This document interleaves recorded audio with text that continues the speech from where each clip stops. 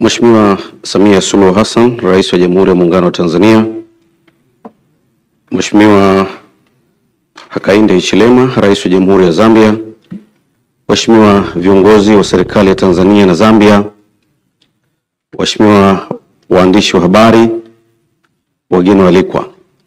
Mheshimiwa Rais, mbele yako ni waandishi wa habari ambao wanafuatilia ziara ya Rais wa Zambia hapa nchini, ziara ya siku moja, na mmeanza ziara hiyo kwa kumpokea.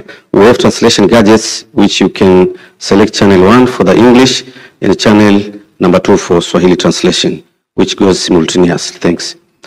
Mheshimiwa Rais, kama nilivyosema awali kwamba ni ziara ya Rais wa Zambia hapa nchini, kwa mwaliko wako ziara siku moja, ambapo ulianza kwa kumpokea rasmi na mapokezi rasmi yaliyofanyika katika uwanja wa kimataifa wa Mwalimu Julius Kambarage Nyerere jijini Dar es Salaam, na baadaye mkafanya mazungumzo ya nyi wawili na kufuatiwa na mazungumzo rasmi. Kama nilivyotambulisha kwa mbele yenu, ni waandishi wa habari ambao wanataka kufahamu lengo na dhumuni ya ziara hii na yale ambayo mmeweza kuzungumza katika mazungumzo yenu. Kwa kwanza, kwa heshima na taadhima, naomba nikukaribishe Mheshimiwa Samia Suluhu Hassan, Rais wa Jamhuri ya Muungano wa Tanzania, ili uanze kuzungumza na waandishi hao, na baadaye uweze kumkaribisha Mheshimiwa Rais Hichilema ili naye aweze kuzungumza na waandishi. Tafadhali.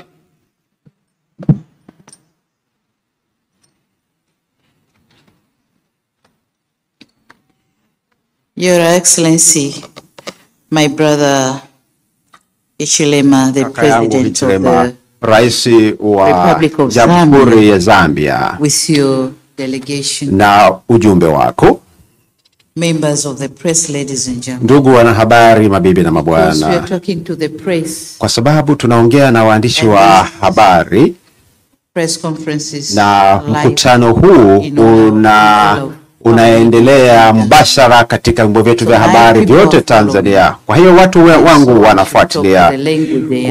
Kwa hiyo ninatapenda niongee lugha wanayoelewa. Nafahamu kwamba mna vifaa vya ukalimani. Nina uhakika mtakuwa mkifuatilia, na nitaomba nizungumze kwenye lugha yetu ya hapa. Waheshimiwa ndugu waandishi wa habari, waheshimiwa viongozi mlioko hapa, leo hii tumempokea ndugu yetu Rais wa Jamhuri ya Zambia, Mheshimiwa Hakainde Hichilema, ambaye amekuja kwa ziara rasmi ya kiserikali. Tulimpokea na tumeanza naye mazungumzo.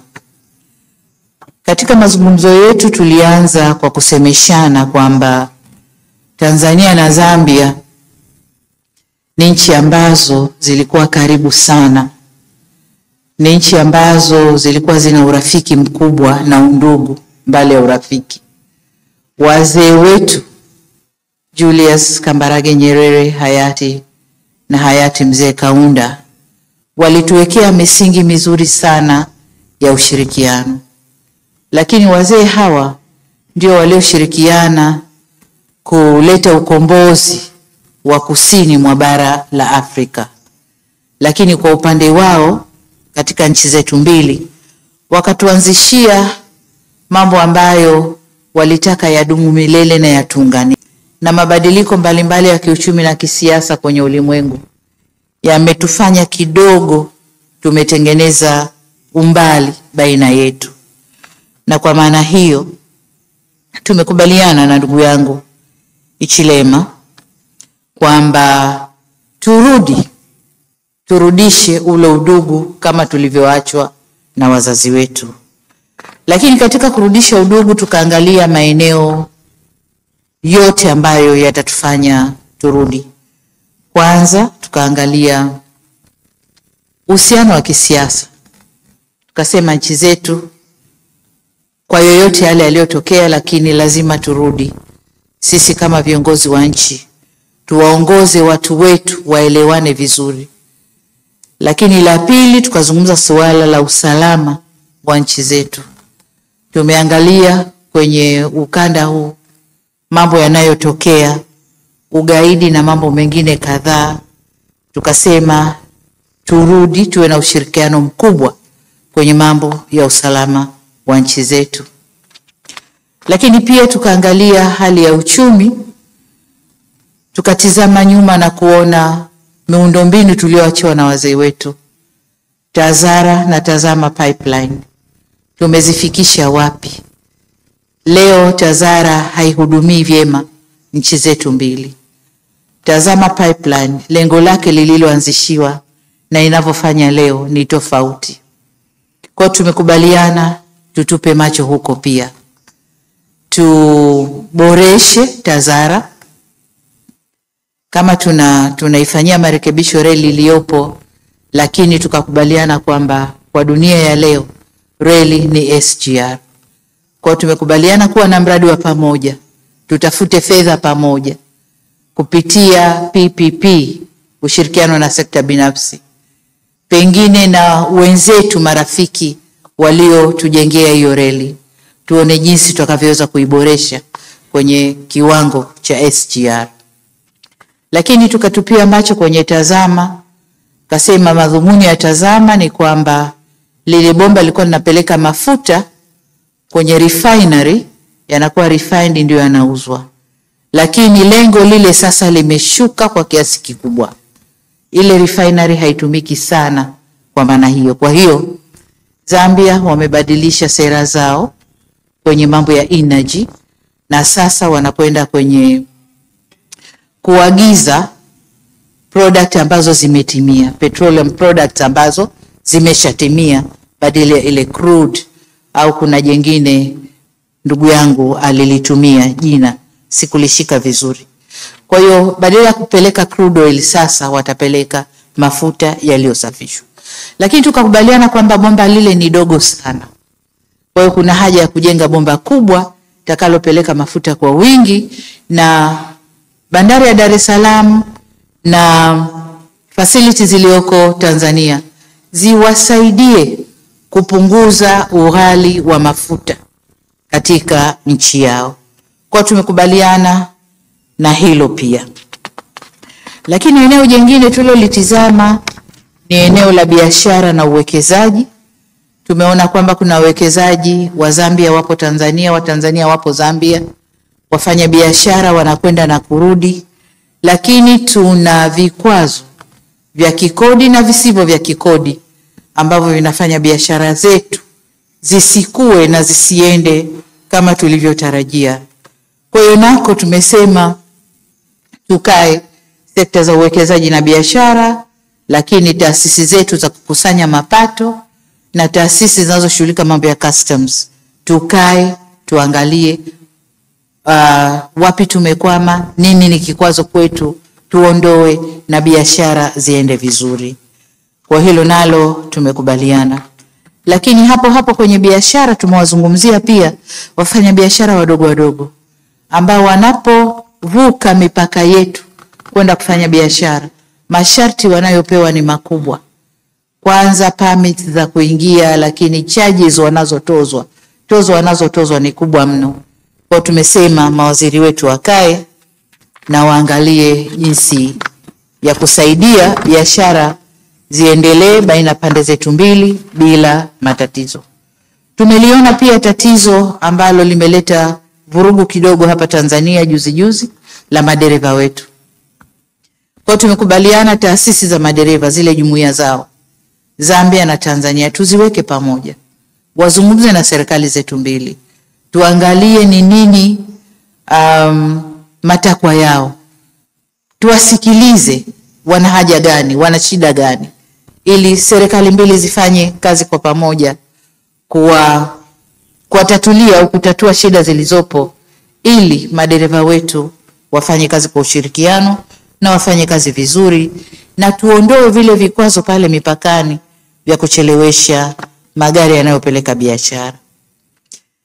Tumeangalia pia sekta ya nishati na kwenye sekta hii mbali ya Tazama pipeline kuna mradi mkubwa pia unaitwa Grid Interconnectivity ya Tanzania na Zambia au TAZA, ambapo huu ni mradi wa nchi tatu: Tanzania, Zambia na Kenya, Kila mmoja ameanza kufanya shughuli kule kwao.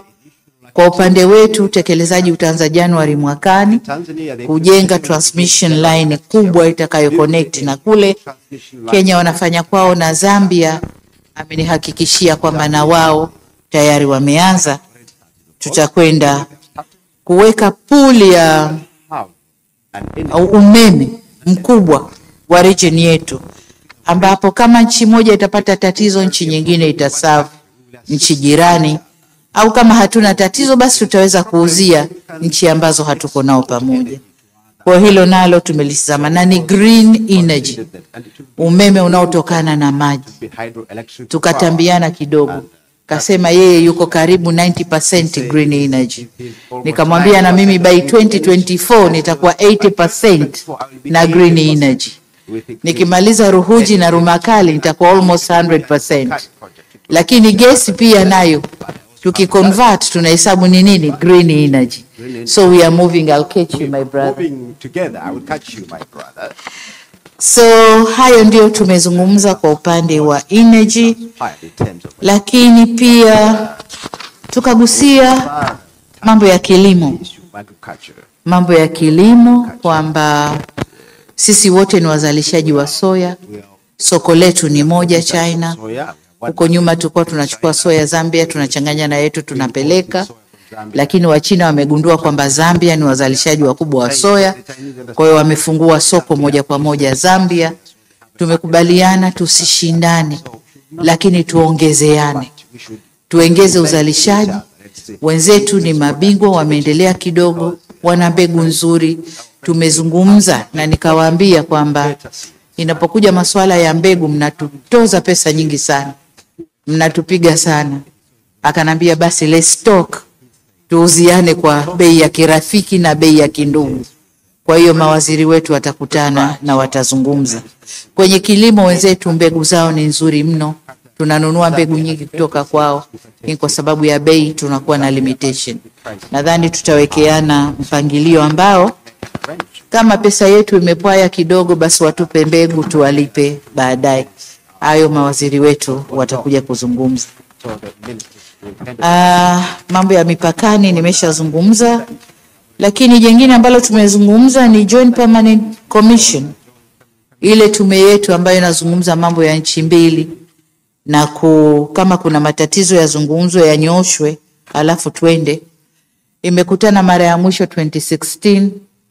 Sasa tumewataka mawaziri wa mambo ya nje wafanye kazi haraka, wakutane haraka inavyowezekana, ili haya tulioyazungumza yaanze kufanyiwa kazi.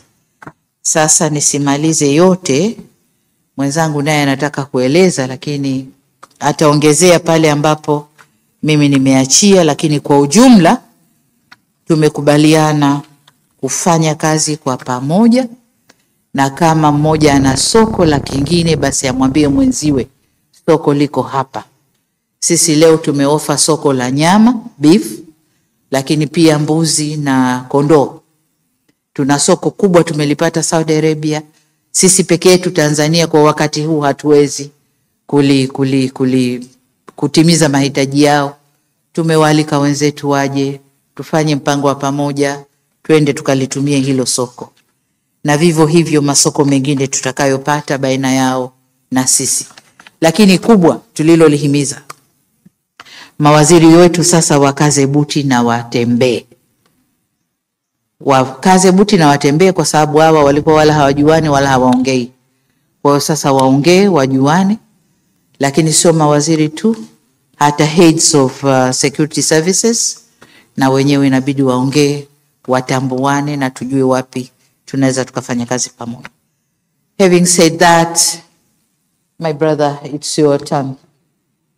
And I think you have followed what I've said. Thank you. Thank you. Please take a seat. Thank you very much. Just to thank the President of Tanzania, United Republic of Tanzania, for her message. Really, almost holistic, fundamentally what we discussed. But because this is a press briefing, just step aside a little bit. Thank the President, ministers, host ministers, but also visiting ministers and the staff.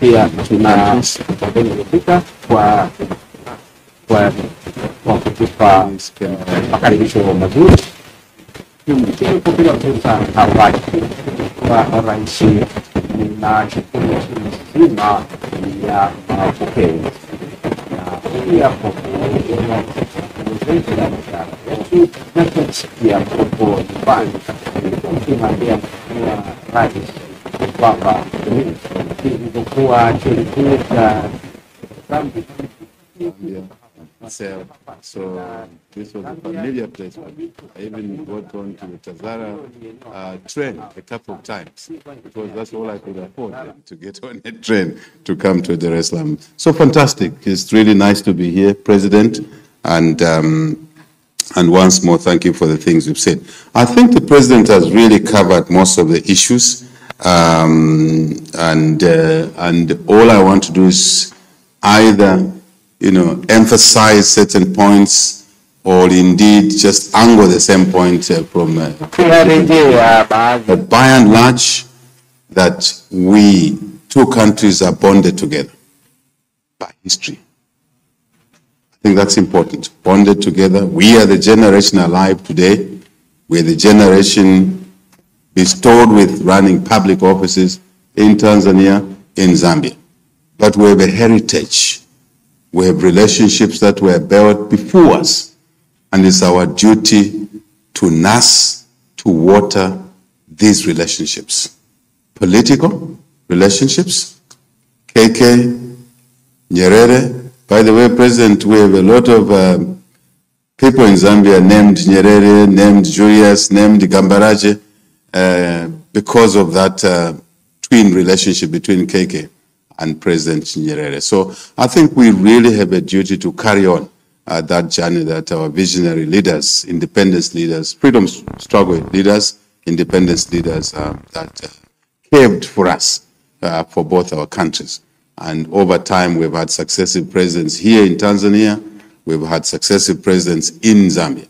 And I think this generation of leaders, the two of us, my sister and I, my sister and I, have agreed to reinvigorate these relationships and really, really leverage on them. Essentially leverage on them, meaning that we must maximize the benefits that we derive from this foundation that our leaders invested so much at the time. Most of you may not remember, those who are younger, the liberation struggle in Southern Africa was waged, led by these two countries in terms of hosting liberation struggle, fighters. ANC was headquartered here, the South African ANC, and then moved the headquarters to Lusaka from here. So we all have this heritage that is so incredible and must be utilized to the full. So there goes for cultural relationships as well. I was saying to the President also, and she reminded me, we reminded each other in our private meeting, that when you go to a place like Tunduma, you go to a place like Nakonde on our side, Tunduma here, Nakonde on our side, we have our family members there, Namwangas. One, the auntie will be Tanzanian, the uncle is Zambian. Same family, because these boundaries were drawn for us by people who sat in Berlin many, many years ago, and we were not even consulted. So families were cut in between. So we really, really want people. This is a second home for us, and for Tanzanians, Zambia is a second home for you. And not to repeat what the President said, alongside the building trade and investment, enhancing that, we are looking at leveraging our regional bodies, SADC, East African Community, Great Lakes region, again, shared platforms. The two countries would like to maximize the benefits that accrue from these relationships that we have. And there are cases where we are together in these relationships, ministers of foreign affairs are familiar with this. There are sometimes we don't sit on the same regional bodies, such as Tanzania being a member of the East African Community, and we are not. And obviously, we want to, in that case, work with Tanzania to make sure that we can benefit from the East African Community relationships as well, although we are not direct members, and vice versa, whichever the case may be. And also at a multilateral level, African Union, United Nations, we would like to work closely together. Again, we know what we want from there. What we want is to get the best of both worlds, so to say, to benefit Tanzanians, to benefit Zambians. We are elected into office. We are not monarchs. We get elected into office, and we have to deliver for our people. And our people want jobs, our people want businesses, our people want to be in school. Even orphans want to be in school. But if we manage this heritage of a relationship properly, it means we can grow the Tanzanian economy, we can grow the Zambian economy, and deliver for our people in terms of the basic needs, as I have tried to articulate, building on what the President has said already.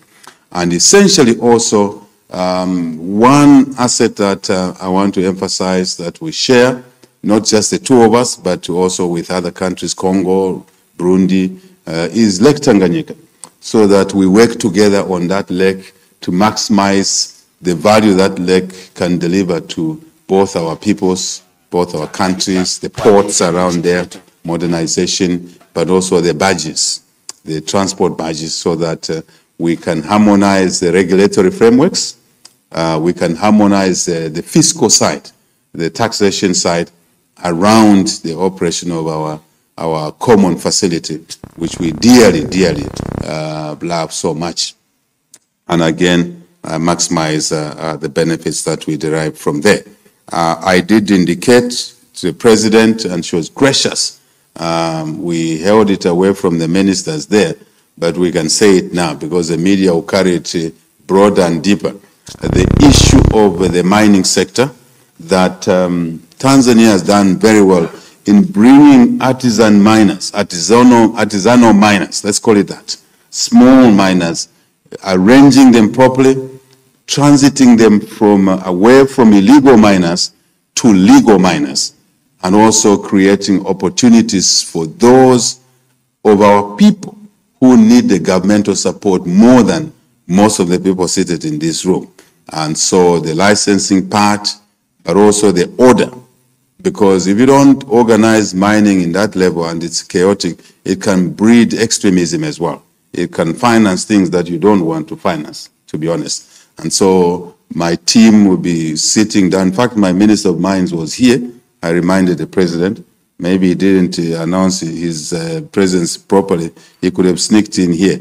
But he was here to understand really how you have organized the mining sector, small-scale miners. And I'm told there are millions of Tanzanians who are involved in the artisanal mining, but providing them with the technical skills, providing them with the financial support, providing them with, more importantly, the off-take market into the processors. And I think that's what we, again, can learn from each other. We have quite a bit of gold, Madam.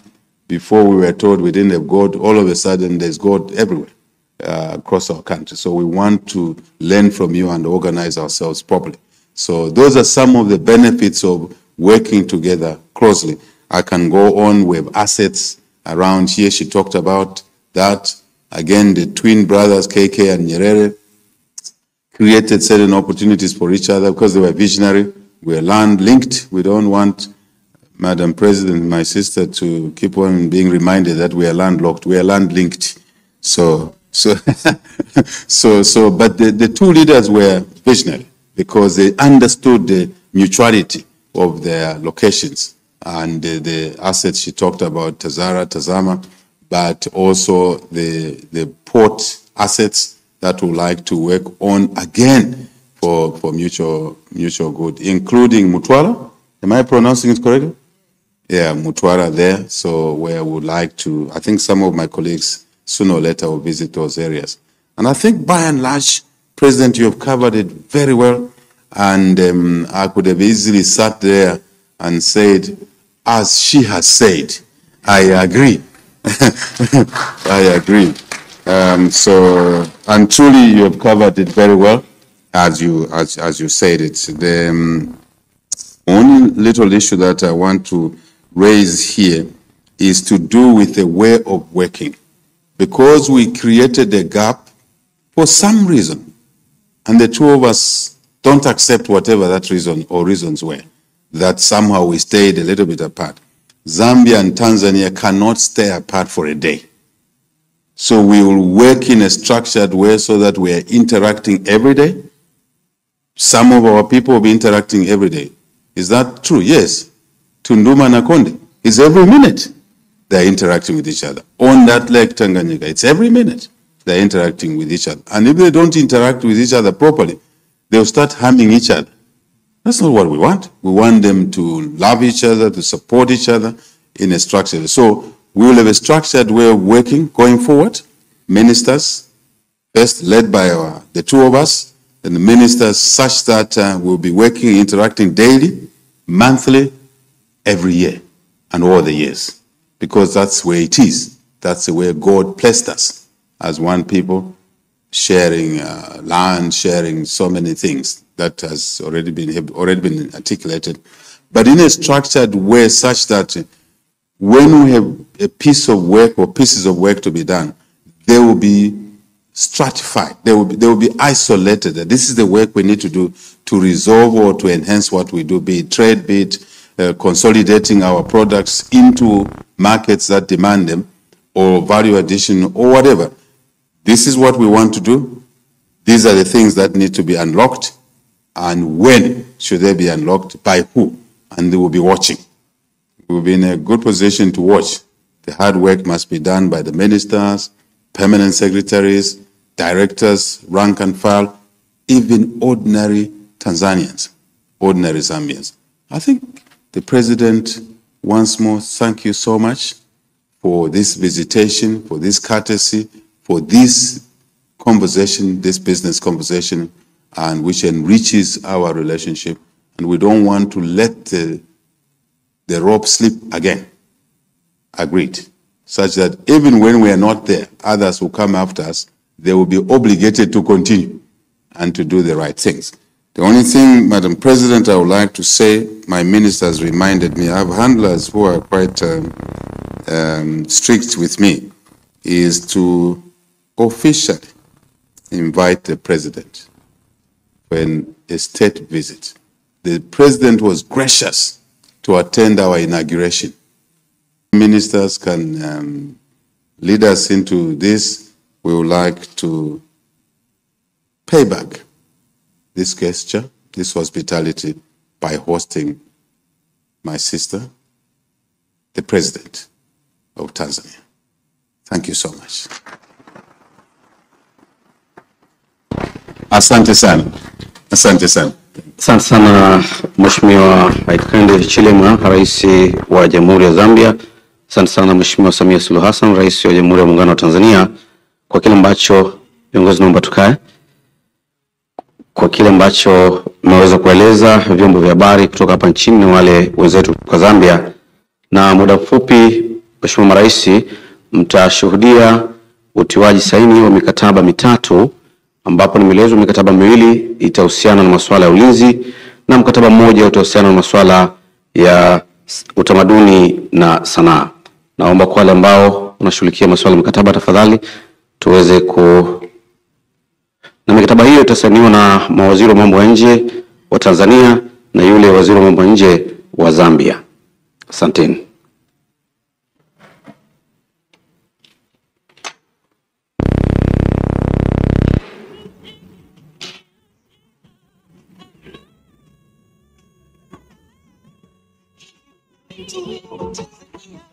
Basi umoja uzalendo zingatia, tusisikize maneno kuambiwa. Tushirikiane tusimame, sisi ni wamoja. Amani na hakika ni juu yetu. Wachache wanatusingua, kutumia siasa kutusumbua. usiache kuwakumbusha umuhimu wa Tanzania. Kisehemu ya moja wetu tuna hakika nchi yetu Wachache wanatuzingua kutumia siasa kutusumbua, usiache kuwakumbusha umuhimu wa Tanzania. Kabila 120, hii ni hoja, utu, utamaduni na kujiamini. Hekima, busara, inahitajika kulinda muungano. Sisi wamoja, Wikipedia, familia moja, Wikipedia. Sisi ni baba moja, mama mbalimbali. Tupo ni damu moja, shetani kaa mbali. Bendera moja la rangi mbalimbali, shetani kaa mbali.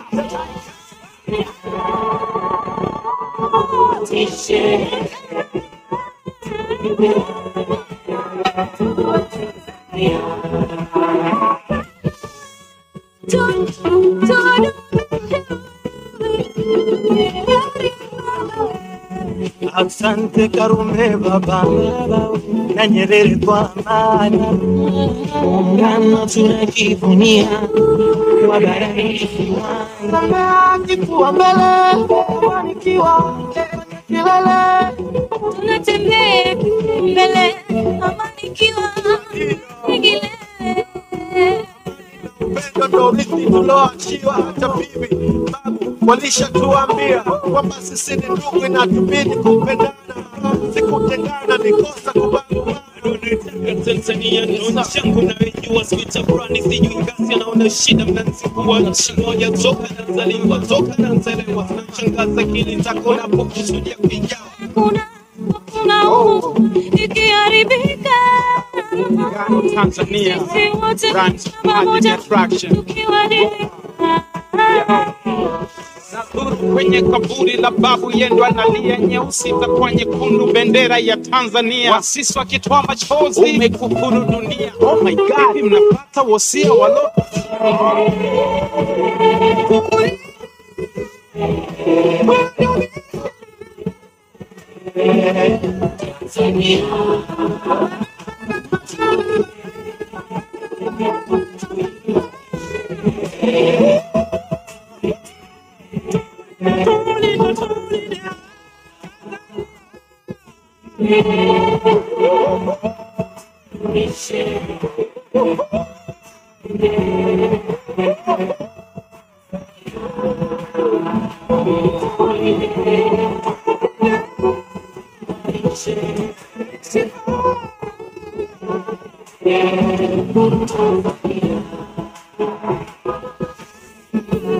muungano ulianza kwenye uumbaji wa Mungu.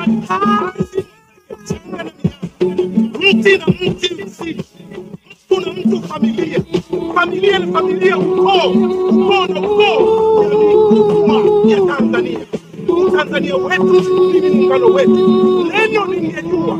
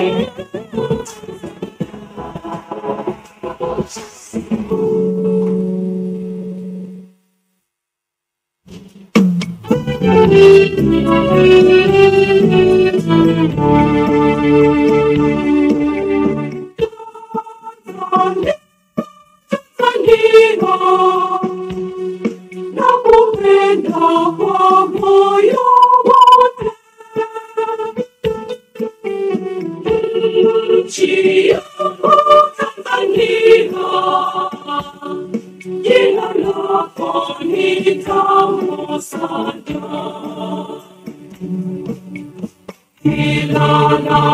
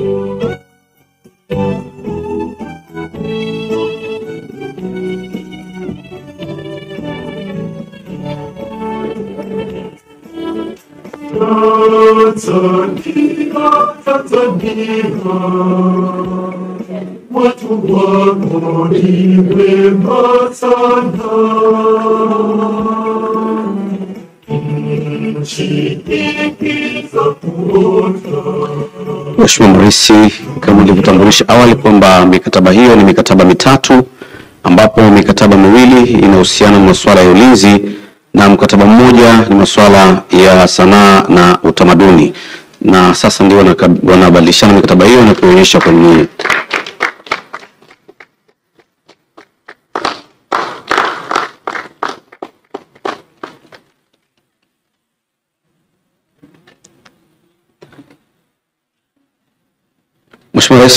Mheshimiwa Rais, baada ya kukamilika utiwaji saini wa mikataba hiyo mitatu, na sasa nimwombe Waziri wa Mambo ya Nje na Ushirikiano wa Afrika Mashariki wa Tanzania, Mheshimiwa Liberata Mulamula, ili aweze kusoma communique.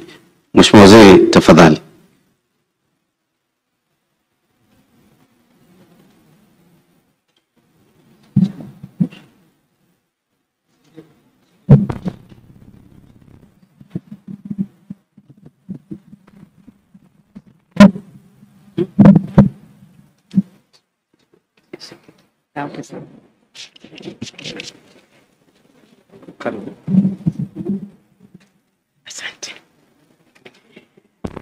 Your Excellency,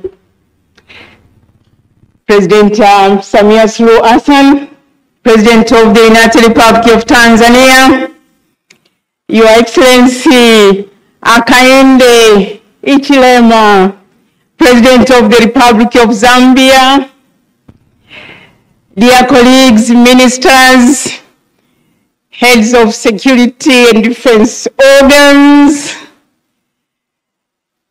fellow Tanzanians listening in, our dear brothers and sisters from Zambia and in Zambia.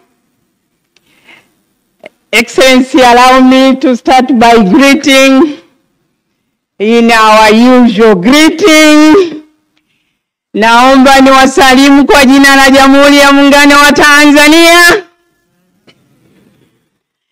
Dear members of the press, I have the honor to read out the joint communique issued on the occasion of the state visit by the President of the Republic of Zambia, His Excellency Hakainde Hichilema, to the United Republic of Tanzania.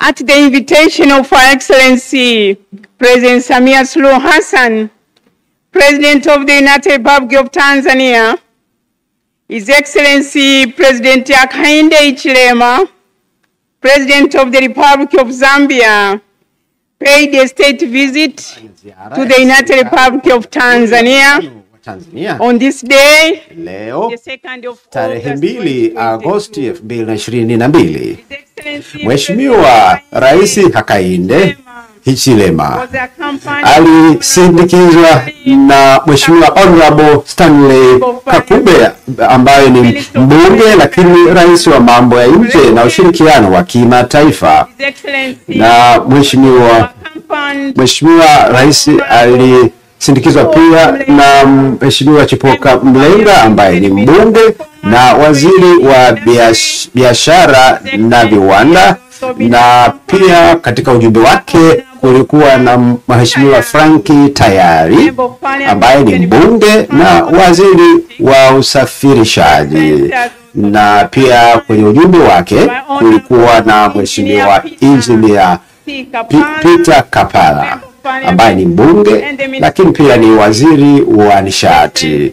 Mheshimiwa Rais pia ameambatana na maafisa wengine waandamizi wa serikali yake. Mheshimiwa Rais Hakainde Hichilema alitoa shukurani kwa Mheshimiwa Rais na wananchi wa Tanzania kwa makaribisho mazuri ambayo aliyapata yeye na ujumbe wake walipofika hapa kwa mara ya kwanza leo. Wakati wa ziara hii, wakuu wa nchi hao wawili walieleza nia yao ya kukuza mahusiano ya kidiplomasia, lakini pia walipongeza jitihada ambazo zilizofanywa na waasisi wa mataifa haya mawili, Mwalimu Julius Kambarage Nyerere na Kenneth Kaunda, katika kuimarisha mashirikiano ya kisiasa na kiuchumi ambayo tumeyafurahia hadi leo. Walieleza pia kuridhishwa na mahusiano kati ya nchi mbili ambayo ni ya muda mrefu, lakini pia ushirikiano ambao umekuwepo kati ya nchi zetu mbili, lakini pia waliahidi kudumisha ushirikiano katika sekta mbalimbali zenye maslahi ya pamoja, ikiwa ni pamoja na biashara, miundombinu, nishati, uwekezaji, ulinzi, usalama na uhamiaji. Masuala muhimu yaliyojadiliwa ni pamoja na Tanzania Rail Authority, lakini pia bomba la mafuta la Tazama, lakini pia bandari ya Dar es Salaam ya Tanzania, lakini pia reli ya kisasa SGR. Kuhusu Tazara, wakuu wa nchi walionyesha umuhimu wa kufufua na kuihuisha kampuni ya Tazara kwa kuangalia umuhimu wa kiuchumi katika kusafirisha mizigo na watu katika nchi mbili, ambapo na pia kwa nchi zingine katika ukanda huu. Kwa hiyo katika mtazamo huu, wakuu wa nchi walisema wanayo nia ya dhamira ya kufufua upya Tazara ili iweze kuwa na ufanisi zaidi kwa ajili ya kuwezesha biashara. Wakuu wa nchi wawili walionyesha pia umuhimu wa kuendeleza ushirikiano katika kufufua hiyo Tazara ambayo kwa kiasi kikubwa utapungua gharama za kufanya biashara na pia kuongeza ushindani nchini Zambia na nchini Tanzania, lakini pia katika eneo la SADC lote. Na utendaji kazi wa TAZARA hautawezesha kusaidia kusafirisha watu na mizigo, lakini utapunguza uharibifu wa barabara. Na majadiliano yalijikita kwenye kuongeza ufanisi kwenye bandari ya Dar es Salaam, lakini pia kwenye kituo cha huduma za pamoja mpakani. Kuhusu TAZAMA, wakuu wa nchi walionyesha umuhimu wa bomba hilo katika kukuza uchumi na maendeleo, na katika muktadha huo waliahidi kuboresha huduma za TAZAMA ili liwe na ufanisi zaidi na liwe na faida zaidi kwa ajili ya manufaa ya nchi mbili. Na kwa kuangalia na kuhusu bandari ya Dar es Salaam, Mheshimiwa Samia Suluhu Hassan alimweleza Mheshimiwa Hakainde Hichilema kuhusu maendeleo yaliyofanyika katika kuboresha tija na ufanisi wa bandari ya Dar es Salaam. Kwenye mradi wa kuiboresha, Mheshimiwa Hichilema alipongeza serikali ya Jamhuri ya Muungano wa Tanzania kwa hatua ambayo wameipiga katika kuboresha bandari, lakini pia akasema Zambia itaendelea kuitumia bandari ya Dar es Salaam na kwamba wana nia kuendelea kufanya kazi kwa karibu na Tanzania katika kutatua changamoto zilizopo. Na kuhusu reli ya kisasa ya SGR, Mheshimiwa Samia Suluhu Hassan alimtaarifu Mheshimiwa Rais Hakainde Hichilema kuhusu maendeleo yaliyofanyika katika kuboresha sekta ya reli kutoka ile geji ya zamani kwenda kwenye geji ya kisasa. Mheshimiwa Hakainde Hichilema alipongeza jitihada zilizofanywa na serikali ya Muungano wa Tanzania na kumjulisha mwenzake Mheshimiwa Rais kuhusu mipango ya Zambia kuboresha mifumo yake ya reli, lakini alionyesha pia dhamira ya serikali yao kujifunza kutoka Tanzania. Wakuu hao wa nchi wawili walishuhudia kusainiwa kwa mikataba mitatu. Mkataba wa kwanza ni kati ya serikali ya Jamhuri ya Muungano wa Tanzania na serikali ya Jamhuri Zambia kuhusu ushirikiano wa kijeshi, na mkataba wa pili ni kuhusu utekelezaji kati ya serikali mbili, serikali ya Tanzania na Zambia, kuhusu mabadilishano ya mafunzo ya kijeshi kwenye kwa wanajeshi wao. Lakini mkataba wa tatu kati ya Jamhuri ya Muungano wa Tanzania na Jamhuri ya Zambia ni kwenye eneo la sanaa na utamaduni. Wakuu wa nchi bali na hapo walieleza dhamira yao ya kuendelea kuboresha na kukuza mahusiano, na katika hilo wakatoa maelekezo kwa mawaziri wa mambo ya nje kukutana kwenye JPC, kamati ya ushirikiano ambayo itafanyika kule Zambia kabla ya tarehe 31 Disemba mwaka huu. Lakini pia walikuwa na fursa ya kubadilishana mawazo kuhusu masuala ya kikanda na kuonyesha dhamira yao ya kuboresha ushirikiano kwa kufanya kazi kwa pamoja na kusukuma ajenda ya maendeleo ya SADC, lakini pia ile ya Umoja wa Afrika kwa ile ajenda ya 2061 kuhusu Afrika tunayoitaka. Na pia wakuu wa nchi walionyesha umuhimu wa amani na usalama katika ajenda ya mtangamano wa kikanda, na katika hilo wakasema wataendelea kushirikiana kuhusu masuala yanayohusiana na amani na usalama katika ukanda wetu. Na kwenye kuhitimisha ziara hiyo, Mheshimiwa Hichilema alitoa shukurani dhati kwa Mheshimiwa Rais Samia Suluhu Hassan kwa kumwalika kuizuru Tanzania. Mheshimiwa Hakainde Hichilema alitoa pia alitoa mwaliko kwa Mheshimiwa Samia Suluhu Hassan kutembelea Zambia kwa tarehe ambayo watakubaliana wote kwa njia za kidiplomasia. Waheshimiwa marais, maazimio haya yatasainiwa leo hapa Dar es Salaam, Ikulu ya Dar es Salaam, hii siku ya tarehe 2 Agosti 2022. Waheshimiwa marais,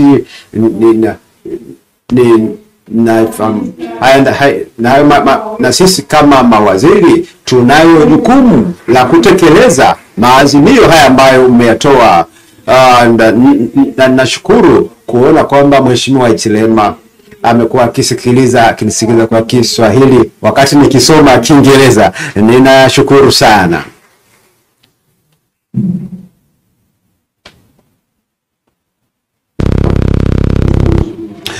Thank you, Honorable Minister of Foreign Affairs, East African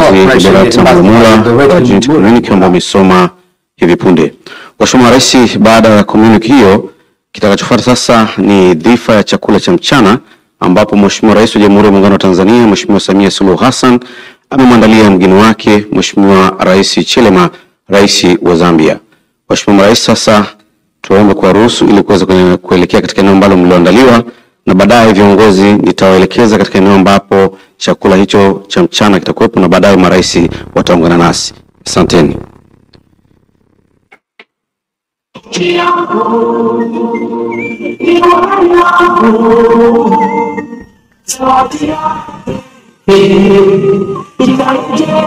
Viongozi tutaelekea katika ukumbi sehemu ya pili tu, tukitoka nje tutaelekezwa ambapo tutaingia kwa ajili ya chakula cha mchana katika dhifa ya chakula cha mchana kilichoandaliwa na Mheshimiwa Rais wa Jamhuri ya Muungano wa Tanzania. Asanteni. Aga.